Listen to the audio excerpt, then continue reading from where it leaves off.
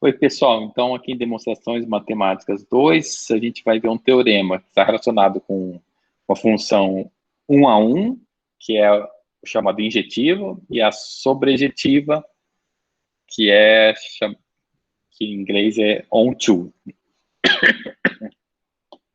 O teorema ele diz o seguinte: suponha f uma função de a para b, f é 1 a 1, ou injetiva, sem somente c, para todo A1 e A2 pertencente a A, se o f de A1 para todos, né, for igual ao f de A2, então A1 igual a 2. Assim, se vocês quiserem lembrar, terem em mente sempre aquela coisa assim, ó, aqui dos conjuntos, né? Aqui você tem o conjunto A, aqui você tem o conjunto B. Quando você fala de 1 a 1, pode chamar aqui de A1, A2, A3, e aí aqui teria o B1, B2, e aqui teria a função f. Eu fiz um exemplo simples, só com 2 elementos, né, mas é claro que vai ter mais aqui. Pode ter alguns b's aqui que sobrem, porque quando acontecer isso, a gente viu essa definição lá, né, mais precisa, a gente viu a definição, só que aqui, deixa eu ver se eu pego aqui como é que era a definição que a gente viu, né, porque essa parte aqui que a gente viu no material KS, essa definição, né, 1, 2, 3, 4, no 3 está dizendo, ó, F é injetiva se não existem não existem A1 e A2, tal que eles sejam iguais e as funções, né, o f de A1 é igual ao f de A2 e o A1 é diferente do A2. Então, ela é injetiva quando não existe A1 e A2, tal que f de A1 é igual a f de A2 e A1 diferente de A2, tá? Esse é o injetivo que a gente viu. Quem quiser perguntar, relembrar, pode falar. Lá era definição, aqui é um teorema, certo? É diferente, é bem diferente. A definição você não demonstra, você define. Você define, né? O teorema, você tem que demonstrar que é o que vai ser feito aqui. Então, esse teorema são dois teoremas, na verdade, né? Pode te falar, Marcos. A mãozinha agora do Mitch, ela dá um tchauzinho assim, depois levanta. Pode falar. Oi? Não, eu ia perguntar, então, definição é um sinônimo de axioma? Não, também não. É ótima pergunta. Olha, o axioma vou falar assim, a minha visão, né? Axioma é uma verdade matemática que você não precisa demonstrar porque ela é evidente, digamos assim. Uma Daí, verdade em si mesma, mais ou menos. como que você falou a palavra, verdade? Tipo, uma verdade em si mesma, tão claro, tão evidente, que não precisa É, demonstrar. isso. Só que assim, eu não teria que pensar mais sobre esse em si mesmo que você falou, porque gera uma ideia de recorrência, de recursão, né? Ela dentro dela mesma e tal. Mas tirando essas palavrinhas, é uma verdade evidente que não precisa de demonstração. Isso é o axioma, que é o tijolinho fundamental da matemática. O teorema é um conjunto de axiomas mais dedução lógica geram um teorema. Então, o teorema é só isso. São axiomas que levam a um resultado via deduções lógicas. Então, é meio como se fosse assim, como se fosse o tijolo e a massa que une os tijolos seria as deduções lógicas, entendeu? Porque não é só axioma. Você tem que ter o axioma, que é como se fosse a parte do HD, e a dedução lógica, que é como se fosse a parte do raciocínio, né? Tem memória e raciocínio, são duas coisas diferentes, igual no computador. Tem o HD e tem o processador. O processador faz o raciocínio, o HD é a memória em termos de armazenamento, né? Memória de armazenamento. Então, é como se o axioma fosse a parte da memória de armazenamento e e o processador fosse as deduções lógicas. Então, agora, definição, não. Quer ver, definição, é que eu não gosto muito de usar a palavra inventar, mas nesse caso, eu acho que não dá para fugir. Então, por exemplo, a definição é inventada. Você, por exemplo, alguém inventou que queria chamar a função de 1 a 1. Até o nome é bem intuitivo, 1 a 1, né? Porque a cada um que você tem à esquerda, você tem um, e somente um à direita.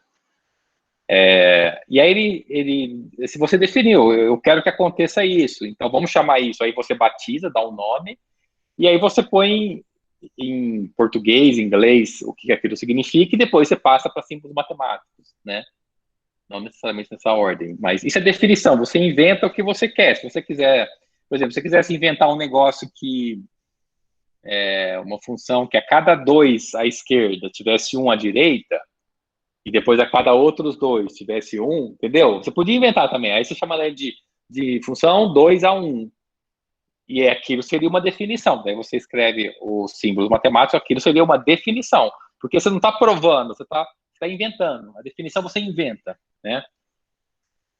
O teorema, então, esse caso aqui é um teorema. É um teorema que diz que é um condicional. Se, então, ele tem um se, então. Se tiver isso, então, conclui aquilo. Aí é um teorema já. Ficou mais claro. Se a pergunta tinha muito a ver com um conteúdo mais recente, eu fico um pouco curioso às vezes. Às vezes pode ser difícil de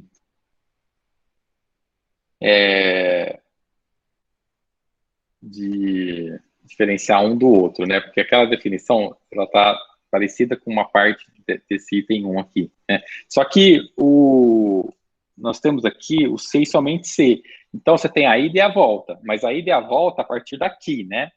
Então, aí que está a diferença, né? Porque é isso que torna ele um teorema. Você tem que a função é 1 a 1, é 1 a 1 em que sentido? Naquele sentido que foi definido naquele outro página, C e somente C. Acontecer isso aqui. E nesse então, do C e somente, que é um C então, né? Nessa parte aqui, ele é um C então, né? Então, você tem uma ida, uma volta, e aqui um C então. Bom, em todo caso, é o seguinte, está dizendo que se os F são iguais, é porque os A são iguais, entendeu? E isso pode, se você pensar um pouquinho mais, vai perceber que vai acontecer isso, né? Ou seja, quer dizer, não vai acontecer de 2 a 1 e a 2 diferentes levarem ao mesmo B1. Esse resultado aqui, né? Então, lá está querendo dizer que se eu usar aquela definição de 1 a 1, eu tenho isso como resultado. Se eu tiver isso como resultado, como premissa, eu tenho que a função é 1 a 1, entendeu? Isso que é ir e voltar. Veja se... Deixa eu só ver se aqui F1 a 1... Ah, tá. Aqui são duas demonstrações. A gente vai demonstrar a 1 e o 2, tá? O 2 é sobrejetora. Então, F é sobrejetora, C somente C. A imagem de F for o próprio B. Então, lembra o que é sobrejetora, né? Vamos ver se aqui pode ajudar a gente também. A sobrejetora, eu memorizei assim, desde que o professor me passou, que ele diz assim, a sobrejetora não sobra. Porque o nome é bem parecidinho, né? Sobrejetora. E também é um nome que eu não sei explicar de onde vem, mas ao contrário do 1 a 1 é mais intuitivo, né? Mas enfim, a sobrejetora não sobra. Para todos os Bs, existe um A tal que F de A é B. Isso significa não sobrar. Por exemplo, nesse exemplo verde que eu coloquei aqui, sobra 1. Então, mas pode ver que isso não vale, porque você tem assim, para todos os Bs existe um A, não, para esse que está sozinho aqui, né, chamado de B2, não existe um A tal que o F de um A dá o B2 aqui, né? Então também dá para ver que essa definição implica que não sobra. Daí lá no teorema, também é um C somente C, e está dizendo que, lembra do range? O range, a gente tem até a definição aqui, né, da imagem. Pode falar. O Aham. B seria o contradomínio e o range seria a imagem. Eu fico um pouco confuso se são os mesmos ou não. Contradomínio e imagem. Sim, sim, exatamente. O B é contra domínio e o range é imagem. Aham. Eu também fiquei confuso no começo, que eu fui, até quando eu fui explicar para vocês aqui, então, lá atrás, eu acho que é mais ou menos aqui. Peraí, deixa eu ver. Esse aqui é o IV. Ó, a definição de domínio, né? O domínio, enfim, são os A's, tal que existe um B, de modo que o A está relacionado com o B, né? Só isso. Então, o domínio é da intuitiva mesmo, é o conjunto da esquerda. O range é todos os Bs, né? Então, é o conjunto da direita, tal que existe um A que se relaciona com ele. Por isso que é a imagem, entendeu? E o B, de fato, é o contradomínio. E o range é a imagem da relação, né? A imagem da função. Então, por aqui dá para ver, ó, que o range, que é a imagem da relação, que aqui é relação, mas agora a gente está vendo a relação como função, né? Está vendo função, caso específico de relação. São todos os Bs, tal que existe um A que se relaciona com o B. Então, por isso que tem que ser imagem, porque vai ter um A que se relaciona com ele. E o contradomínio não. O contradomínio não necessariamente tem, né? Quando a função não é sobrejetora. Veja se ficou claro. E quem acabou faltando da aula passada, se quiser perguntar alguma coisa, a gente mostra de novo alguma. Eu procurei mostrar todas as definições que a gente está precisando para entender esse conteúdo, né? Mas caso precise de mais algum. Para mim tá tranquilo, eu também dei uma olhada na aula passada. Ah, legal. Isso aí, tipo, é uma coisa Uhum. que a gente vê muito, né? Tipo, função injetora, sobrejetora, objetora é É, é, demais.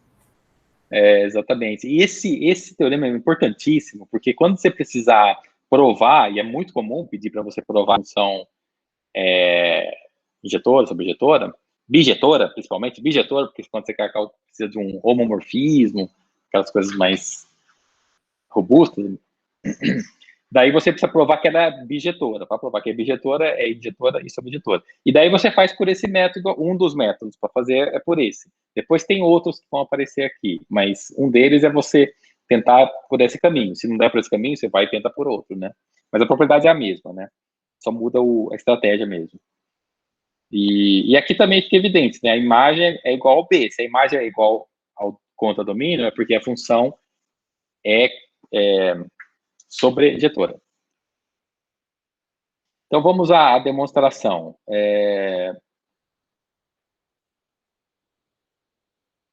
Certo. Esse tipo de demonstração é uma demonstração que vai fazendo o C e somente C como passo a passo, né? Então, por exemplo, você pega e escreve assim, ó, F é injetora, C e somente C. O que você coloca aqui? Aquela definição, a própria definição. A definição foi inventada pelo ser humano do que é uma sobrejetora, tá? Que não existe A1 nem A2, pertencente ao A, tal que os F sejam iguais e os A's diferentes. A função seja igual e o argumento diferente. Não existe, porque ela é 1 a 1. Né? Lembrando desse desenho aqui em cima. Isso aqui é definição. Só lembrando, quem não estava na aula passada, essa notação é bem chatinha, porque o não está só aqui, mas ele quer dizer que não existe A1 nem A2.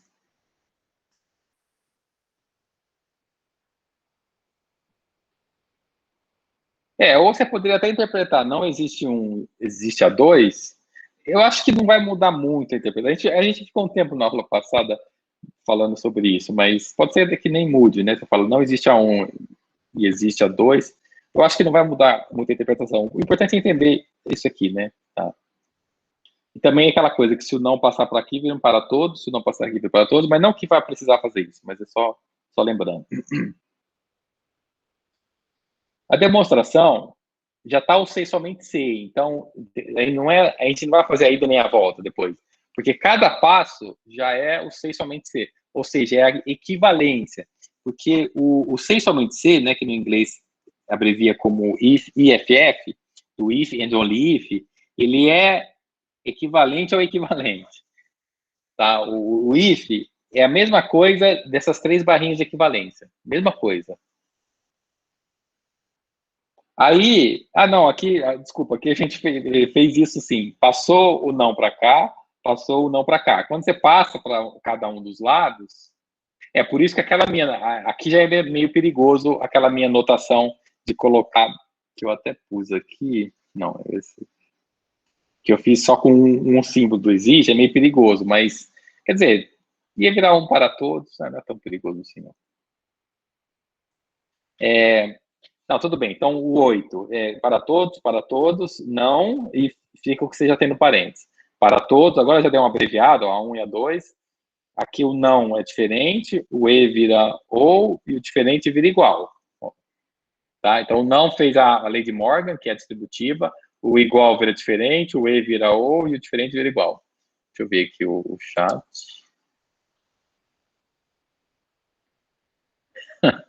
Exatamente. O Marcos escreveu aqui. A gente estava aqui para definir uma definição. Não, lá definiu uma definição. Agora, falando de equivalência, equivalência. O IFF é equivalente a equivalência, né? É recursivo, mas... Olha, aqui acabou. Lembra, aqui é aquela coisa que você tem... Sempre relembrando, é importante essa... Esqueci o nome dela. Quando você tem não P... ou que é equivalente a se e, então...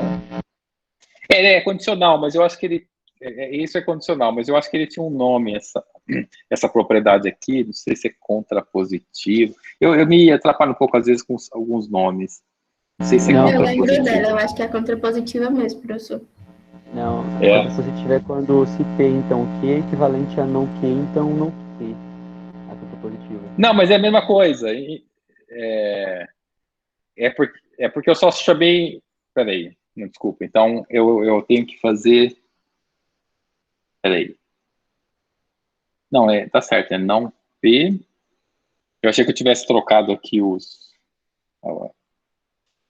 Então, eu acho que essa aqui é a contrapositiva. Mas tudo bem, é importante assim, aqui a gente tem um não, porque você tem o diferente, porque tem um não aqui, né? Não igual, não é igual. Então, se ele não é igual, você põe o sim, que é o P, que é o igual, aqui é ou, que tem o ou, e aqui é o que. Então o 9 vira o 10. E o 10 é exatamente... Aqui acaba a demonstração do item 1. Eu coloquei um quadradinho com tirado, mas porque eu considerei um teorema só, né? Mas se fosse um teorema diferente, então eu faria o quadradinho normal. Alguma dúvida? Vê se precisar repetir, resumir, retomar.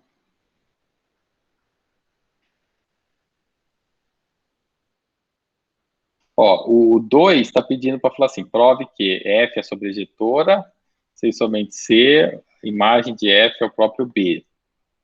Então, mesma coisa, mesma ideia, a gente vai fazer que F é sobrejetora, C somente C, e pegar a definição lá atrás, ó, aquela coisa que o ser humano inventou, para chamar sobrejetora, que acontece isso, ou seja, não sobra em B. Então, aqui, o que foi feito? Ó, aqui é igualzinho, só copiou. Aqui, você só passou a notação de relação, que é uma função, que é uma relação, nessa notação para essa notação, né? Porque lembra que essa notação A, F, B, você também pode escrever A, B pertence a F. Ou você também pode escrever F de A igual a B. Tem umas notações mais bizarras que eu vi no doutorado, que você faz assim, F de A igual a B, sabe? Mas aí tem uma... Eles colocam à esquerda, assim, sem... Enfim, mas não vou... Só pus só por curiosidade. Aqui, isso. Aí aqui ficou essa parte aqui. Vamos ver. Aí daqui para cá ficou...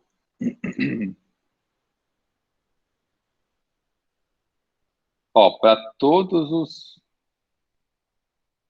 Assim, aí, ó, se existe um A, existe um A, existe um elemento de A, tal que o par ordenado pertence à função.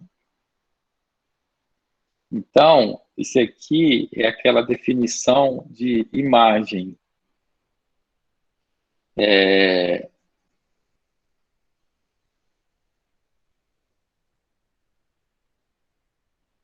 Porque é o seguinte, ó, tá vendo que a definição de imagem é... Quando você fala a imagem toda, né, do conjunto inteiro, são todos os Bs, tal que existe um A, tal que A se relaciona com B. A própria definição de imagem vai dar para a gente, vai transformar isso aqui em B pertence à imagem de F. Só essa, ó, quer ver? É só essa parte que está em amarelo aqui, ó. Só essa parte que está em amarelo se converte a só isso aqui, tá? Por equivalência, por causa da definição. O que está em amarelo vira isso. Agora, quando você pega tudo isso aqui, que é para todos os Bs, você tem o B pertence ao range de F, então, se é para todos os Bs, você vai ter que o conjunto B inteiro é subconjunto do range de F, que é a imagem de F.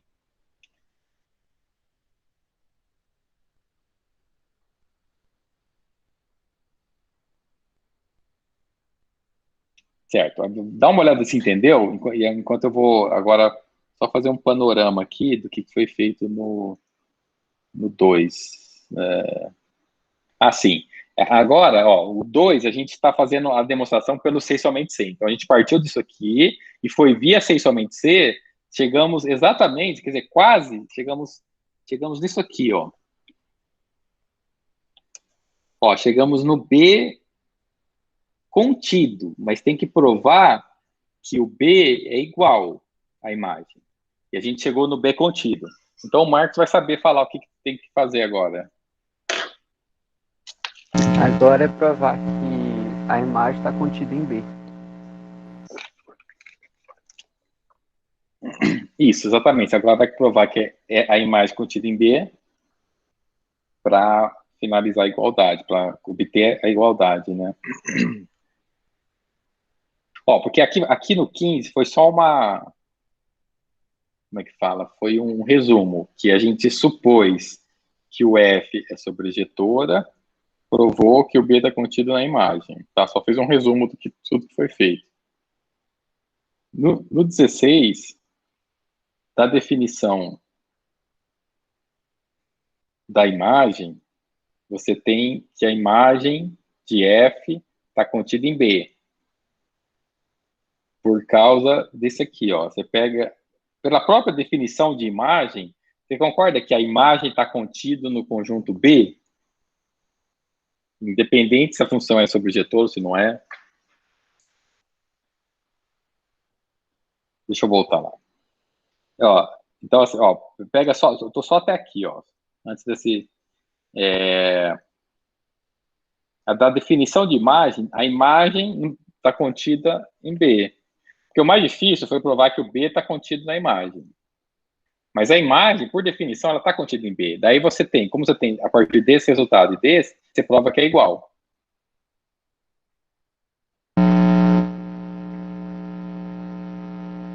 Tá bem. Peraí. Tá. Eu tava achando estranho quando eu vi o senhor mostrando que o B estava contido na imagem. Na minha cabeça que era o contrário. Mas por definição, realmente, minha cabeça não estava me enganando. É realmente o contrário.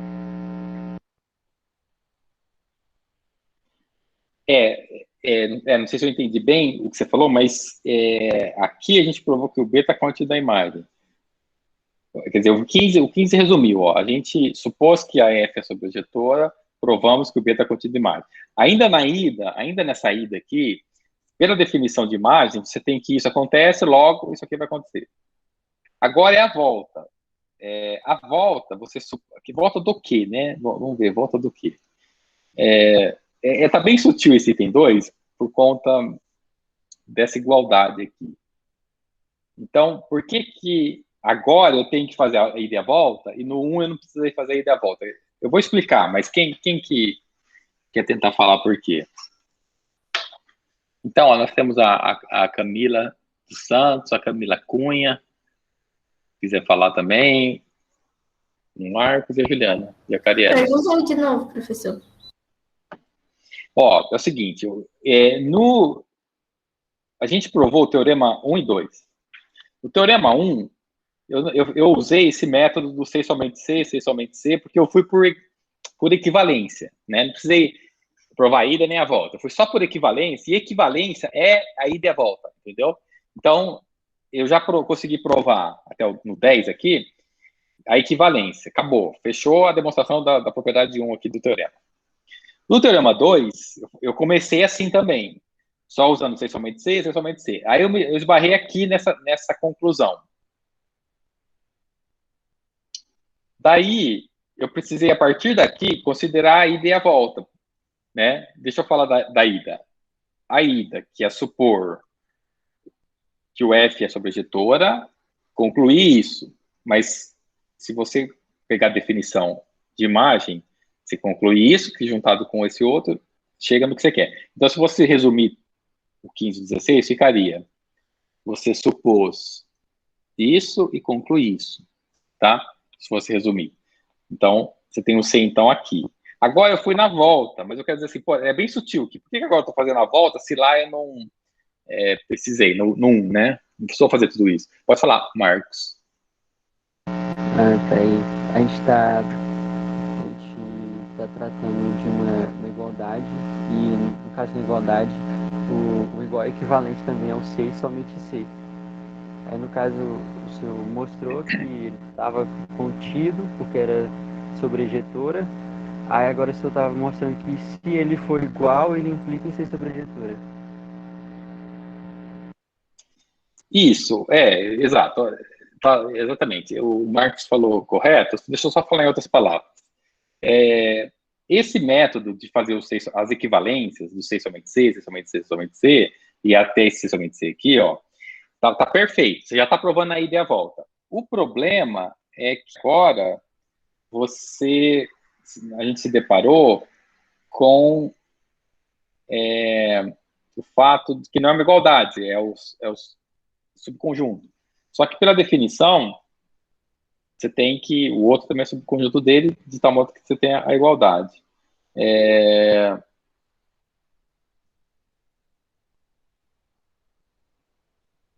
Então, se aqui já tivesse dado a igualdade direta, já teria acabado, né, a demonstração. Mas aqui, por conta que deu o subconjunto, você precisou fazer uma análise mais minuciosa da volta. Então, por exemplo, a volta é agora aqui o 17, né? Suponha que a imagem seja o B. Então, você conclui que se a imagem... Peraí, deixa eu só ver. A volta é isso aqui, ó. A gente vai supor isso aqui, vai provar que é sobrejetora, né? Então...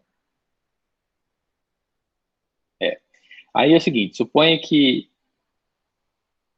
ela é igual...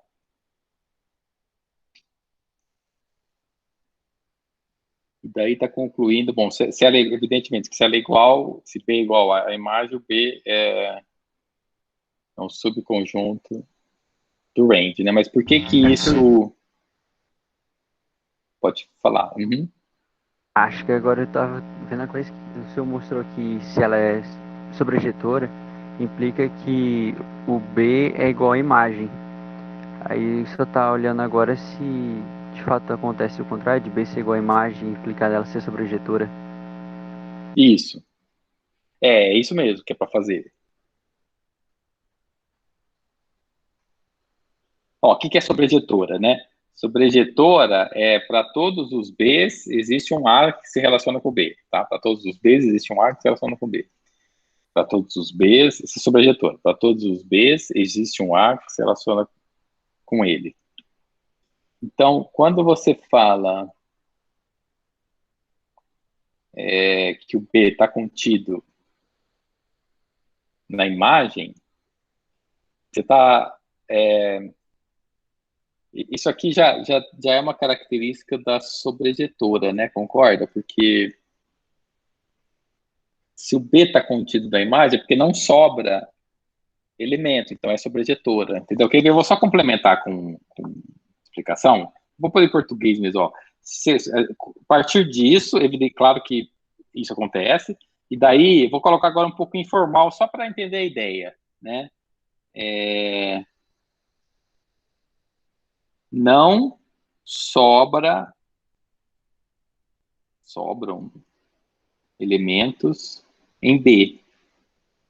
Portanto, F é sobrejetora.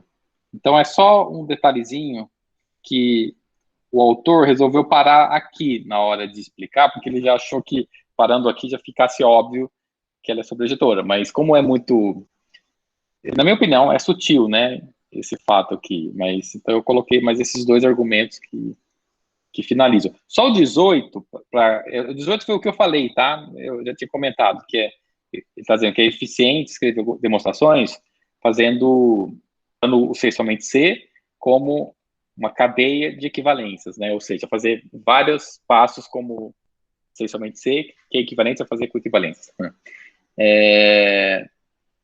Se o B é igual à imagem, isso, perfeito, exatamente. Porque é bem óbvio, né? Claro que se ele é igual, é claro que se o B é igual a ele e ele é igual ao B, é claro que o B está contido. Você poderia falar, mas a imagem está contida nele. Ok, mas é que aí não. A imagem contida nele não quer dizer nada, não quer dizer que é sobrejetora. Agora, o B contido na imagem, aí sim quer dizer que é sobrejetora, né? Assim ficou um pouquinho melhor a explicação agora. Depois eu falo. Não, vou falar agora já. Marcos, depois você puder, a próxima vez que você for falar, ajustar seu microfone, eu estou conseguindo te entender, mas eu tenho que, meu cérebro tem que processar muito, porque ele tem que anular um ruído que vem de fundo na sua voz. Eu não sei se é falar mais perto do microfone, alguma coisa assim. E a Juliana está também relatando que quase não consegue escutar você. Alguma dúvida? Tem alguma dúvida? Que eu vou parar a gravação?